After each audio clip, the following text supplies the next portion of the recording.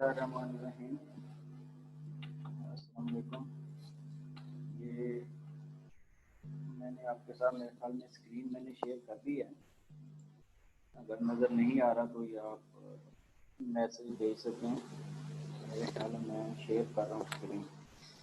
तो आज का जो आपका टॉपिक है वो है डीएनए रेप्लिकेशन। ओवरऑल इसको हम कह सकते हैं जो फंक्शंस ऑफ न्यूक्लिक एसिड्स हैं उसमें जो सबसे पहला है फंक्शन वो है डीएनए रेप्लिकेशन। उसके बाद फिर हम डीएनए की जो है रेप्लिकेशन के बाद ट्रांसक्रिप्शन है, ट्रांसक्रिप्शन के बाद ट्रांसलेशन उसको पढ़ेंगे। तो डीएनए रेप्लिकेशन क्यों ज़रूरी है? तो उसकी वजह यही है कि जब कोई भी सेल, चाहे वो प्रोकैरियोटिक सेल हो, बैक्टीरियल सेल हो या फिर कोई यूकैरियोटिक सेल हो, तो उसने जब डिवाइड होना है, ग्रो होना है, तो डीएनए जो है उसको भी रेप्लिकेट होना है। तो डीएनए की जो रेप्लिकेशन है वो एक काफ़ी कम्प्लेक्स प्रोसेस है और इसकी जो मोस्टली डिटेल्स हैं डीएनए रेप्लिकेशन की वो प्रोकैरियोट्स में सबसे पहले स्टडी हुई और आज भी ज़्यादा प्रोकैरियोट के ही वेल अंडरस्टूड मैकेनिज्म है। बाकी जो यूकैरियोट्स में है वो उस पर इतनी ज़्यादा इंफॉर्मेशन अवेलेबल नहीं जितनी के प्रोकैरियोट्स में है।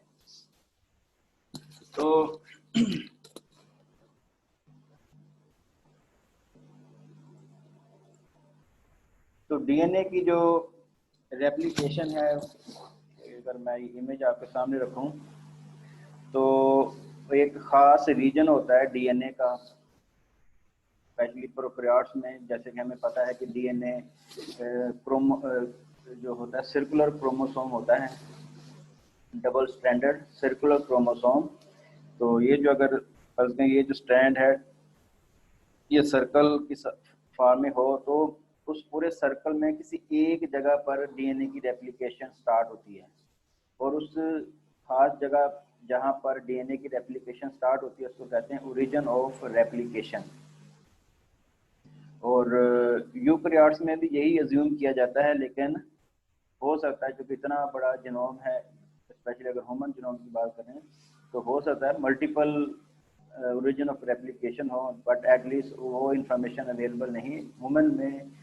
लेकिन जो प्रोकैरियोट्स हैं, बैक्टीरिया है, उसमें मोस्ट प्रोबेबली एक जगह होती है जहाँ से उसकी रेप्लिकेशन स्टार्ट होती है और उसका एक खास सीक्वेंस होता है। अगर डीएनए का सीक्वेंस देखा जाए तो ये आपने याद रखना है कि उस जगह को क्या कहते हैं, उसको ओरिजिन ऑफ रेप्लिकेशन। तो अब ये ओरिजिन ऑफ रेप्लिकेशन बनती कैसे है तो उसके बारे में हम ज़रा इसको स्टार्ट करते हैं कि during DNA replication double stranded DNA there is separation of two strands of the DNA takes place। वो डीएनए के दोनों जो स्ट्रैंड जो कि दूसरे के एंटी पैरेलल हैं और कम्प्लीमेंट्री बेसिस की पेयरिंग से या न्यूक्लियोटाइड की पेयरिंग से वो आपस में कहीं जुड़े हुए हैं, वो उसकी सेपरेशन होती है या दूसरे लफ्ज़ों में कह उसकी मेल्टिंग जैसे होती है। तो अंडर जो इन विवो कंडीशंस हैं तो उधर ये सेपरेशन जो है वो अंडर एंजाइमेटिक कंट्रोल होती है। तो वो एंजाइम, खास एंजाइम जो कि डीएनए की जो वो कम्प्लीमेंट्री बेस पेयरिंग है उसको ख़त्म करते हैं, उसको कहते हैं डीएनए हेलिकेज। ठीक है, DNA has to unwound before any of the proteins and enzymes which are required for replication they start their work। और अनबाउंडिंग जो है वो किससे होती है? By the enzyme DNA helicase. तो हेलिकेज नाम से याद रखें, हेलिक्स डबल स्टैंडर्ड डीएनए का स्ट्रक्चर और वो हेलिकल फॉर्म में होता है। वो हेलिकल उसकी जो शेप है उसको वो जब तक वो अनबाउंड नहीं होगा तब तक वो सेपरेशन नहीं होगी। तो हेलिकेज उसका हेलिक्स को ख़त्म करता है, जो उसका जो एक थ्री डिमेंशनल स्ट्रक्चर है उसको। लेकिन सारे डीएनए को जस्ट एग्जैक्ट वो जगह जिसको हमने अभी बताया ओरिजिन ऑफ रेप्लिकेशन, वो जगह जहाँ पर रेप्लिकेशन का स्टार्ट होता है। तो anyways double standard DNA is unbound at a particular location by the effect of enzyme called DNA helicase in order to prevent the single strand from re-annealing, कि दोनों जो स्ट्रैंड है वो दोबारा ना फिर आपस में जुड़ जाएं, कंप्लीमेंट्री बेस पेयरिंग ना हो जाए। तो एक और पहले प्रोटीन जिसका नाम है single stranded DNA binding protein, SSB, single strand DNA binding proteins. तो ये खास किस्म की जो प्रोटीन है वो सिंगल स्ट्रैंडेड डीएनए के साथ बाइंड कर जाती हैं। ये उस प्रोटीन की खासियत है कि वो डबल स्ट्रैंडेड डीएनए जब तक होता है तो उसके साथ अटैच नहीं होती। जैसे ही किसी जगह पर डीएनए हेलिकेज की वजह से डीएनए का हेलिक्स ख़त्म होता है और डबल स्ट्रैंड की जो वो मैचिंग है वो यानी कि बेस पेयरिंग है वो ख़त्म होती है, तो उसको अटैच हो जाती है सिंगल स्ट्रैंड प्रोटीन्स।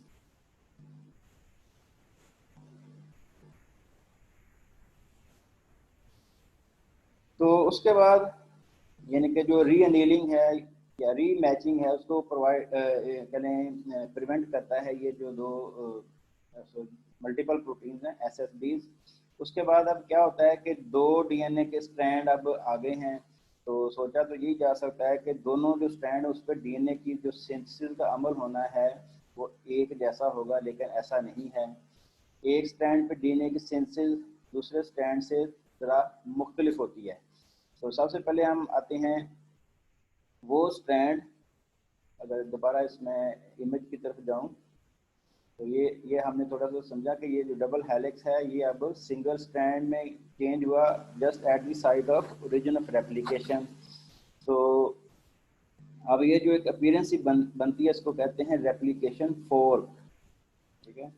तो ये रेप्लिकेशन फोर्क जो है जिस साइड को मूव कर रहा होता है, अगर इस जगह पे देखें तो ये जो रेप्लिकेशन फोर्क दिखा रहा है एरो की मदद से, तो ये रेप्लिकेशन फोर्क जिस साइड को मूव कर रहा होता है तो उस वो डीएनए का वो स्ट्रैंड जिस पे डीएनए की सिंथेसिस का अमल उस डायरेक्शन में और जिस डायरेक्शन में रेप्लिकेशन फोर्क है उसको नाम दिया गया है लीडिंग स्ट्रैंड, और जो दूसरा स्ट्रैंड है उसका नाम दिया गया लैगिंग स्ट्रैंड, पीछे रह जाने वाला स्ट्रैंड। इसमें आप कुछ छोटे छोटे स्टेप हैं जिसकी वजह से इसको लीडिंग स्ट्रैंड कह रहे हैं, इसको लैगिंग स्ट्रैंड कह रहे हैं, और ये जो डायरेक्शन हम बता रहे हैं, लेकिन इसमें थोड़ा सा जो है प्रीवियस नॉलेज है हमारा उसको हमने ज़रा रिकॉल करना है कि एक डीएनए का स्ट्रैंड उसको हमने नाम दिया है, जैसे इमेज में दिखाया कि 3 प्राइम 5 प्राइम, और दूसरा उसका फिर कम्प्लीमेंट्री है तो वो 5 प्राइम 3 प्राइम होगा, ठीक है। तो ये ज़रा इमेज ध्यान में रखनी है, फिर हम इसको ज़रा आगे से पढ़ते हैं।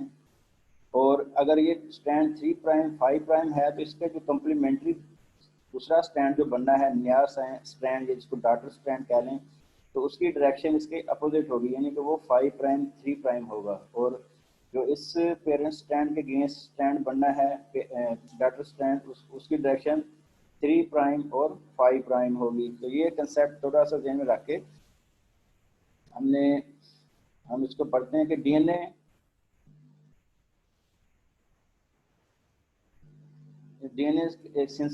स्टार्ट कैसे होती है कि एक शॉर्ट जो है आरएनए एक चेन कह लो, ओलिगोन्यूक्लियोटाइड कह लो, या उसका स्पेसिफिक नेम है प्राइमर, वो सिंथेसाइज होता है। शॉर्ट मीन्स के फ्यू न्यूक्लियोटाइड्स लॉन्ग, और आरएनए डीएनए नहीं। और वो जो शॉर्ट स्ट्रैंड है उसको प्राइमर जिसको कहते हैं, वो एक एंजाइम होता है जिसका नाम है प्राइमेज, प्राइमर को बनाने वाला एंजाइम प्राइमेज। और वो बेसिकली वो एंजाइम होता क्या है, आरएनए पॉलीमरेज, मीन्स के आरएनए को बनाने वाला सिंथेसाइज करने वाला एंजाइम। तो आरएनए पॉलीमरेज जो है जिसका स्पेसिफिक नेम है प्राइमेज, वो एक प्राइमर बनाता है। वो प्राइमर क्या है, एक शॉर्ट आरएनए स्ट्रैंड है which is complementary to the DNA template. और ये जो डीएनए टेम्पलेट है इसको मैंने अभी आपको बताया कि समझें कि वो लीडिंग स्ट्रैंड जो है, दो स्ट्रैंड में से जो एक लीडिंग स्ट्रैंड है उसको उसके डीएनए को टेम्पलेट समझ के आरएनए पॉलीमरेज जो है वो आरएनए स्ट्रैंड बनाता है।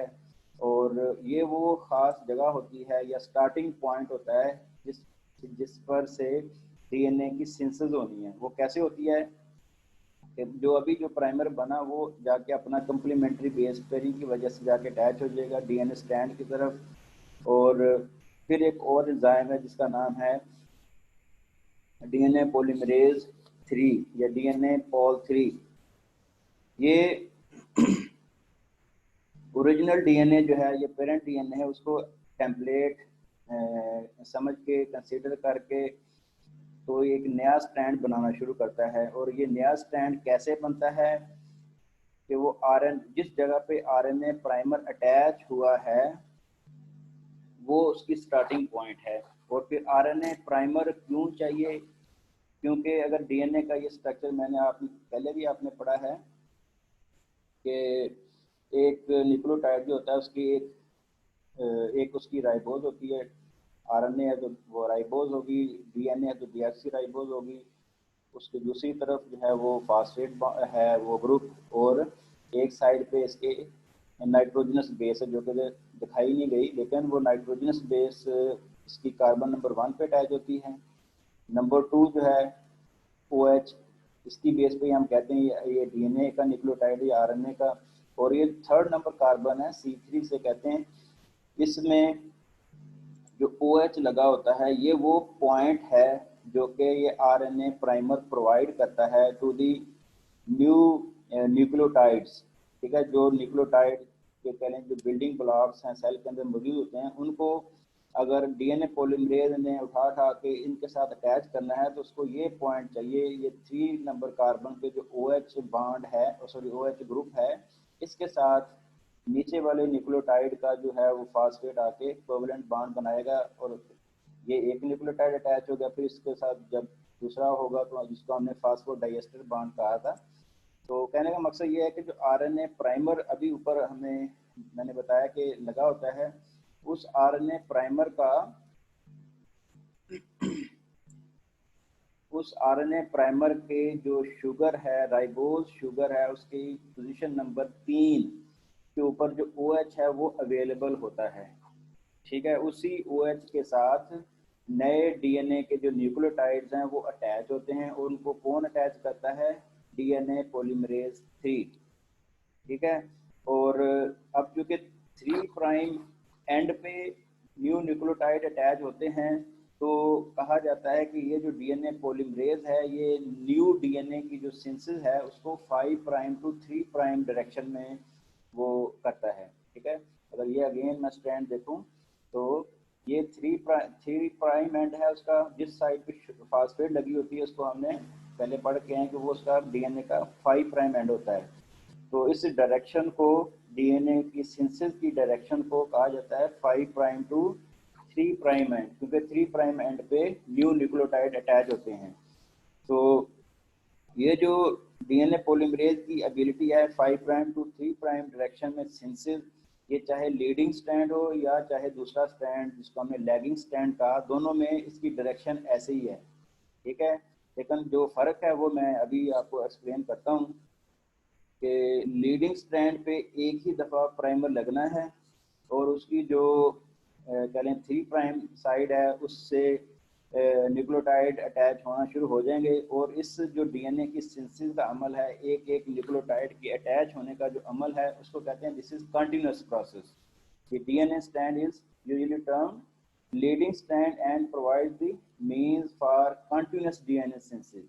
तो उसको ध्यान में ये रखना है कि जो लीडिंग स्ट्रैंड पे डीएनए की सिंथेसिस है वो कंटिन्यूस होती है, जबकि उसके मुकाबले में जो दूसरा स्ट्रैंड है उसकी डिटेल मैं अभी बताता हूँ, लेकिन उस पर जो डीएनए की सिंथेसिस है वो कंटिन्यूस नहीं होती, वो इन फ्रैगमेंट्स होती है।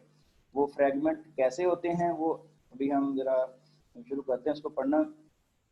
चूँकि डीएनए डबल स्टैंडर्ड है तो एक साइड पे डीएनए जो है वो कंटिन्यूसली प्रोसेस होना शुरू हो गया है और उसकी डायरेक्शन जो है वो टुवर्ड्स द रेप्लिकेशन फोर्क है। वो रेप्लिकेशन फोर्क जो है ये फर्ज करे बना और ये आस्ते आस्ते ऐसे मूव करता जाता है। ये कम्प्लीमेंट्री बेस पेयरिंग जो है ये ख़त्म होती जाती है और ये जो लीडिंग स्टैंड है इस डायरेक्शन में बढ़ता जाता है।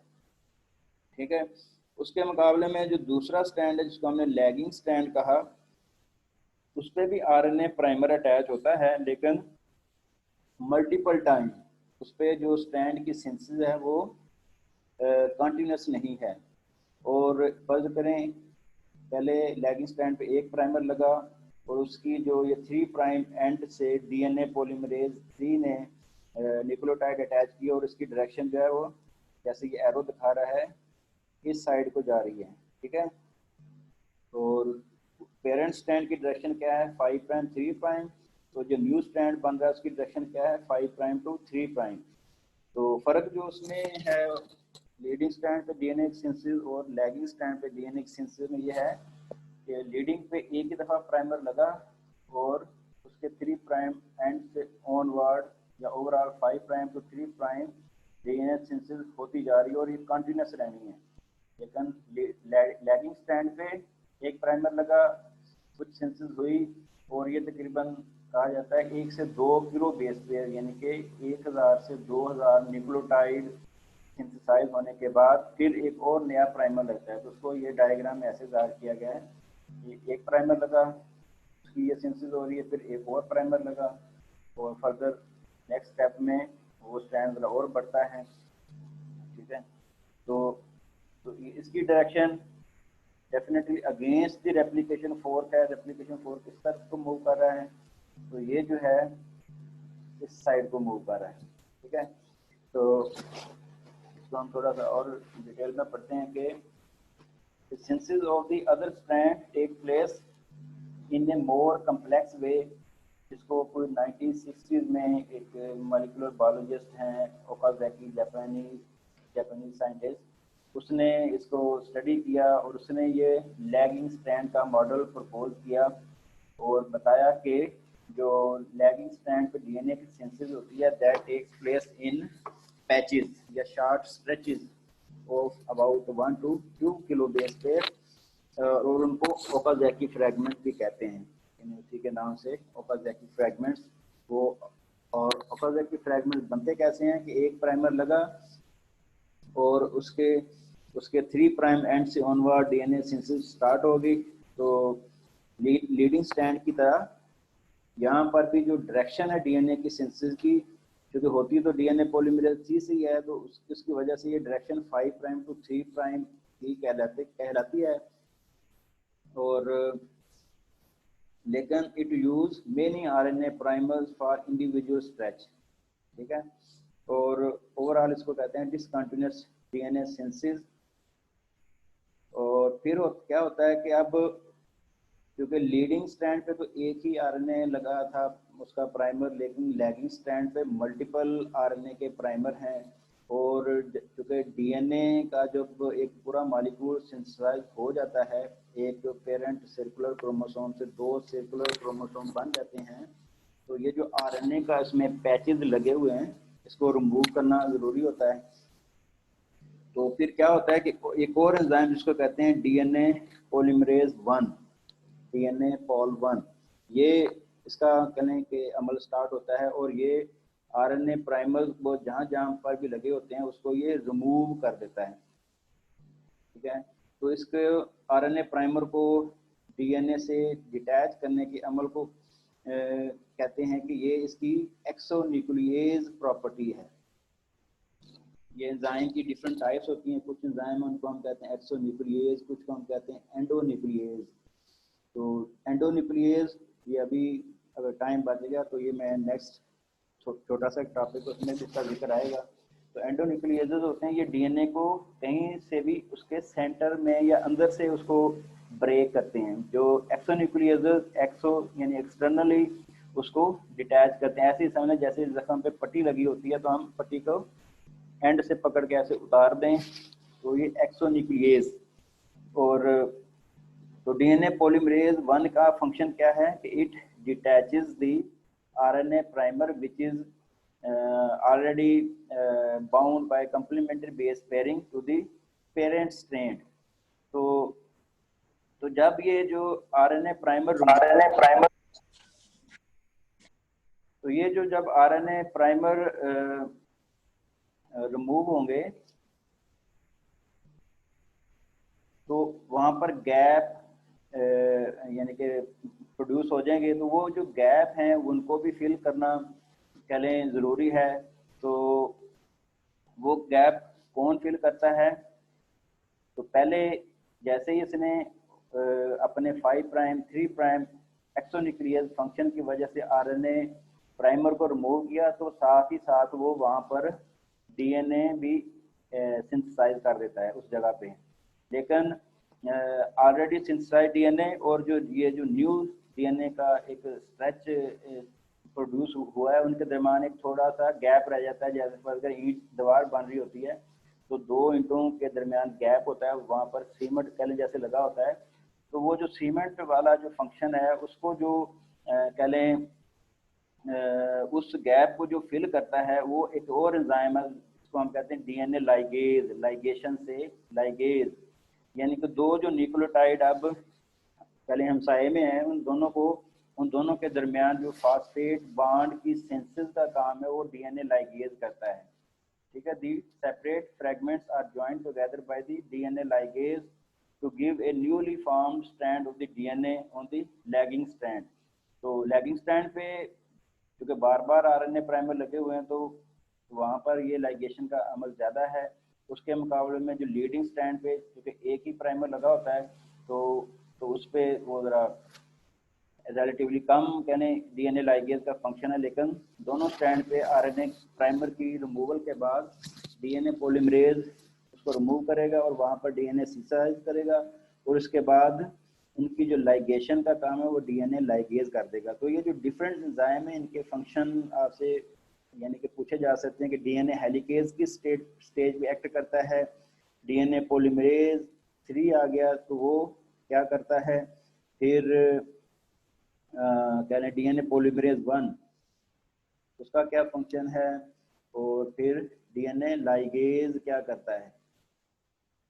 तो ये जो कह लें स्टेप्स हैं ये समझा यही जाता है कि यूकैरियोटिक डीएनए की जो रेप्लिकेशन है उसमें भी यही एंजाइम यूज होते होंगे, लेकिन ये जो अमल है यूकैरियोट्स में वो इतना वेल करेक्टराइज नहीं है जितना कि प्रोकैरियोट्स में ये हो चुका है। तो यूकैरियोट्स में ये अज्यूम ही किया जाता है कि इसमें सिमिलैरिटी होगी बेसिक फंक्शन के डीएनए की synthesis 5 prime to 3 prime direction ही होती होगी, उसमें भी लीडिंग और लैगिंग स्ट्रैंड होते होंगे, लेकिन एग्जैक्ट मैकेनिज्म अभी तक कहने वो डिस्कवर नहीं हुआ या अभी तक इतना डिटेल में स्टडी नहीं हुआ। तो ओवरऑल जो ये जो अब आप इमेज देखें तो डबल हेलिक्स डीएनए हेलिकेज आया उस जगह पे और उसने ये हेलिक्स ख़त्म किए, सिंगल स्टैंड बना दिया। सिंगल स्टैंड पे आके single standard binding protein attach हो गई ताकि वो जो स्ट्रैंड हैं आपस में दोबारा ना अनील हो जाएं या दोबारा ना जुड़ जाएं। तो उस वजह से ये जो एक अपीयरेंस बनती है उसको रेप्लिकेशन 4 का नाम दिया गया है। तो अब दोनों पेरेंट स्ट्रैंड के साथ जो कम्प्लीमेंट्री न्यू डीएनए है या डॉटर डीएनए है वो सिंथेसाइज होता है एक स्ट्रैंड पे, उसको कहते हैं कॉन्टिन्यूस प्रोसेस है और उसको हम लीडिंग स्ट्रैंड कहते हैं। दूसरा जो डिसकॉन्टिन्यूस प्रोसेस होता है मल्टीपल प्राइमर की अटैचमेंट की वजह से उसको हम लैगिंग स्ट्रैंड कहते हैं और या ओकाज़की फ्रैगमेंट फॉर्मेशन कहते हैं। फिर ये जो गैप बच जाते हैं प्राइमर की वजह से की रिमूवल की वजह से उसको फिर डीएनए पॉलीमरेज 1 सिंथेसाइज कर देता है और अल्टीमेटली डीएनए लाइगेज। तो यही अज्यूम किया जाता है कि यूकैरियोट्स में भी इसी तरह के ही कुछ एंजाइम होंगे, लेकिन डेफिनेटली जो डिफरेंसेस हैं वो अभी तक इतने स्टडी नहीं हुए।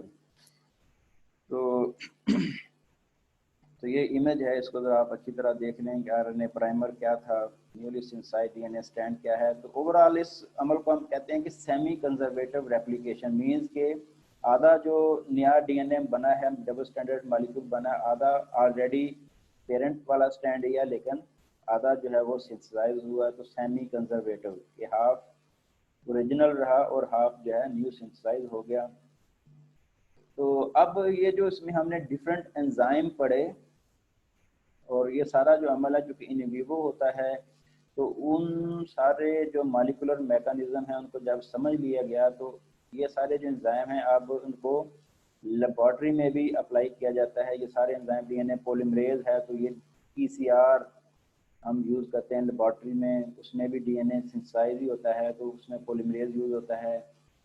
क्लोनिंग का अमल किया जाता है कम्बिनेंट डीएनए टेक्नोलॉजी में, तो उसमें ये लाइगेशन एक पहले ऑर्गेनिज्म से, बैक्टीरिया से जीन को हम डाइजेस्ट करते हैं विद एंजाइम कॉल्ड एंडोन्यूक्लियेज, और फिर उस डाइजेस्टेड या क्लीव्ड डीएनए का जो फ्रेगमेंट है उसको किसी और बैक्टीरिया में इंसर्ट करते हैं, तो उधर जाके उसको जोड़ने के लिए एंजाइम जो है वो लाइगेशन डीएनए लाइगेज यूज़ करते हैं। तो ये सारा जो नॉलेज है ये डीएनए की जो रेप्लिकेशन जो अभी हमने उसको ब्रीफली पढ़ा, इसमें जो डिफरेंट एंजाइम है उनको यूटिलाइज करते हैं। तो ये इसीलिए लिखा है कि the ideas behind DNA synthesis replication and enzyme involved have been adopted in many molecular biological techniques which form the basis of many processes or manipulation in genetic engineering. तो ये PCR, cloning and so many other techniques तभी मुमकिन हुई कि जब DNA synthesis को prokaryotes में ज़रा डिटेल से पढ़ा गया। तो उसके बाद अब एक ज़रा छोटा सा ये टॉपिक है कि ज़्यादा डिटेल में नहीं जाते हम, लेकिन ये प्रोसेस ये भी काफ़ी कम्प्लेक्स हैं, तो इनका जस्ट एक इंट्रोडक्शन काफ़ी है। तो ये टॉपिक है कि DNA protection and repair system का मतलब क्या है, कि डीएनए प्रोटेक्शन से क्या मुराद है, रिपेयर सिस्टम से क्या मुराद है। तो हर जो ऑर्गेनिज्म होता है उसकी कोशिश होती है कि वो अपने डीएनए को चेंज होने से बचाए, उसमें कोई मिस्टेक ना हो। डीएनए रेप्लिकेशन है, जैसे अभी हमने बताया, एक कम्प्लेक्स प्रोसेस है जिसमें न्यूक्लियोटाइड्स कह लें, एक एक न्यूक्लियोटाइड अटैच हो रहा होता है और एक नया डीएनए सिंथेसाइज हो रहा होता है। तो इसमें मिस मैचिंग या गलत न्यूक्लियोटाइड के अटैच होने के भी चांसेस होते हैं। तो जिस तरह मिस्त्री वगैरह ये दीवारें बनाते हैं तो एक एक ईंट बड़ी सोच विचार के बाद वो लगाते हैं कि इसमें कोई मिस्टेक ना हो जाए, आगे पीछे ना हो जाए, ठीक है ना। तो इसी तरह ये जो एंजाइम है डीएनए पॉलीमरेज और ये सारे एक एक न्यूक्लियोटाइड को लगाते हैं जो कि कम्प्लीमेंट्री होता है to the DNA parent strand. तो उसमें मिस्टेक हो सकती है, तो उस मिस्टेक को चेक करने के लिए, प्रूफ रीड करने के लिए जो सिस्टम है उसको हम कहते हैं डीएनए। एक तो ये कि डीएनए प्रोटेक्शन सिस्टम, ऐसा सिस्टम जो डीएनए को प्रोटेक्ट करता है कि डीएनए चेंज ना हो, और फिर अगर कुछ चेंज आ गई है तो उसको रिपेयर कैसे करना है। तो इसमें जो सबसे ज़्यादा बैक्टीरिया में जो स्टडी हुआ है सिस्टम उसको कहते हैं रेस्ट्रिक्शन मॉडिफिकेशन सिस्टम। और उस रेस्ट्रिक्शन मॉडिफिकेशन सिस्टम के भी मुख्तलिफ टाइप्स हैं, उनमें एक इसकी एक टाइप है उसको कहते हैं टाइप 2 रेस्ट्रिक्शन मॉडिफिकेशन सिस्टम, जो कि एक एंजाइम मिथाइलेज और रेस्ट्रिक्शन एंडोन्यूक्लियेज जिसका भी मैंने जिक्र किया था, इन एंजाइम पे मुश्तमिल होता है। तो ये करते क्या हैं, ये जो एंजाइम है मिथाइलेज, जैसे कि नाम से जाहिर है मिथाइलेशन को कहें करता है। ये मिथाइलेशन CH2 जो ग्रुप होते हैं वो डीएनए के साथ कहें मुख्तलिफ लोकेशन पे डीएनए की मिथाइलेशन करते हैं। तो जो बैक्टीरिया का अपना डीएनए होता है उसको कहते हैं ड्यू टू मिथाइलेज एंजाइम वो मिथाइलेटेड होता है, उसके साथ मिथाइल ग्रुप अटैच होते हैं। तो जब कोई भी फॉरेन डीएनए, कैसे आएगा foreign DNA, by the viruses, जो बैक्टीरिया के वायरसेस जिसको हम बैक्टीरियोफेजेस कहते हैं। तो जब बैक्टीरियोफेज अटैक करते हैं बैक्टीरियल सेल पे, तो उसके अंदर वो यानी सेल के अंदर चले जाते हैं और अपना उनका जो डीएनए होता है उसको वो जम कर देते हैं, इंटेग्रेट कर देते हैं इनटू दी बैक्टीरियल जीनोम। तो अब बैक्टीरिया का भी एक अपना एक डिफेंस सिस्टम है। वो अलग बात है जब वो अपने आप को अटैच कर लेते हैं तो इट मीन्स उनका सिस्टम फेल हुआ, बट स्टिल उसको बैक्टीरिया को कोई एडवांटेज होगा तभी वो उसको अपने आप में इंटेग्रेट होने देता है। अदरवाइज अगर वो बैक्टीरिया समझे कि ये मेरे लिए लीथल है तो उसको नहीं भी होने देगा। वो एक अलग प्रोसेस है। लेकिन जब वो डीएनए फॉरेन डीएनए इंसर्ट होगा उसके अंदर, तो दूसरा एंजाइम रेस्ट्रिक्शन एंडोन्यूक्लियेज, ये ऐसे ही है जैसे स्कैनिंग होती है। तो ये स्कैनिंग करता है डीएनए की, डबल स्टैंडर्ड डीएनए जो है उसकी स्कैनिंग करता है और उसको चेक करता रहता है कि कहीं कोई फॉरेन डीएनए तो नहीं है, अपना ही डीएनए है। तो वो कैसे चेकिंग करता है? It recognize short 4 to 6 base pair palindromic sequences and cleaves any foreign unmethylated DNA at a particular target sequence. Means जो भी फॉरेन डीएनए होगा वो डेफिनेटली मिथाइलेटेड नहीं होगा, क्योंकि बैक्टीरिया ने अपने जीनोम को, डीएनए को तो मिथाइलेज एंजाइम से किया हुआ है मिथाइलेटेड। तो एक तो वो अनमिथाइलेटेड होगा और दूसरा उसका जो सीक्वेंस है वो पैलिंड्रोमिक नहीं होगा। तो अब ये पैलिंड्रोमिक सीक्वेंस क्या है, इसकी बहुत सारी एग्जांपल्स हैं। इसकी एक दो एग्जांपल ये मैंने नोट्स में दिखाई हुई हैं, आप गूगल करें व्हाट इज पैलिंड्रोम या पैलिंड्रोमिक सीक्वेंस। तो ये अगर 5 प्राइम एंड देखें तो ये सीक्वेंस देखें TTAGCAC, फिर आगे कुछ और सीक्वेंस है, और ये जो डायरेक्शन है इसकी, सॉरी जो सीक्वेंस की कह लें है टाइप TTAG, तो उसी के अपोज अगर आप देखें तो इधर भी TTAG और CAC और CSC, यानी कि 5 प्राइम 3 प्राइम डायरेक्शन में जो डीएनए का सीक्वेंस है, same sequence 3 prime to 5 prime यानी एंटी पैरेलल पे भी वही सीक्वेंस है। तो ये जो इस तरह की जो अपीयरेंस होती है डीएनए के अंदर, उस सीक्वेंस को कहते हैं पैलिंड्रोमिक सीक्वेंस। ठीक है, तो ये जो खास किस्म के सीक्वेंस होते हैं ये रिकग्निशन पॉइंट्स होते हैं, रिकग्निशन साइट होती हैं फॉर रेस्ट्रिक्शन एंडोन्यूक्लियेजेस। ये तो एक एग्जांपल है। रेस्ट्रिक्शन एंडोन्यूक्लियेजेस की भी बहुत सारी टाइप्स होती हैं, हर बैक्टीरिया की अपने होंगे रेस्ट्रिक्शन एंडोन्यूक्लियेजेस, और उनकी साइट्स भी। अब चूँकि मॉलिक्यूलर बायोलॉजी में बहुत रेवोल्यूशन हो चुकी है तो बहुत सारी इनकी टाइप्स डिस्कवर हो गई हैं। तो मुख्तलिफ एंजाइम, उनका जो रिकग्निशन सीक्वेंस है वो भी पता है, और ये मैंने शायद लिखे हुए हैं। लेकिन इन शॉर्ट यही कि 5 प्राइम 3 प्राइम जो डायरेक्शन में सीक्वेंस है वही सीक्वेंस उसकी अपोजिट स्टैंड पे भी है। जैसे ये AAGCTT है तो इधर भी AAGCTT है। ठीक है, तो इसको हम कहते हैं पैलिंड्रोम। और ये एंडोन्यूक्लियस करता क्या है कि अपने डीएनए की स्कैनिंग करता रहता है, जहाँ पर भी उसे लगा कि ये पैलिंड्रोमिक सीक्वेंस मौजूद नहीं है तो वो उसको क्लीव कर देगा। मीन्स के जो फॉरेन डीएनए इंसर्ट हो गया है उसको क्लीव कर देगा। तो इसको हम कहते हैं कि ये डीएनए की प्रोटेक्शन का एक मैकेनिज्म है बैक्टीरिया के अंदर। होपफुली यूकैरियोट्स में भी, ह्यूमन में भी ऐसा ही कुछ सिस्टम होगा, लेकिन अगेन उसकी इतनी स्टडी नहीं हुई जितनी कि ये प्रोकैरियोट में हो चुकी है। तो ये रेस्ट्रिक्शन मॉडिफिकेशन सिस्टम को ब्रीफली अगर पूछा जाए तो आपको ये एक्सप्लेन करना चाहिए।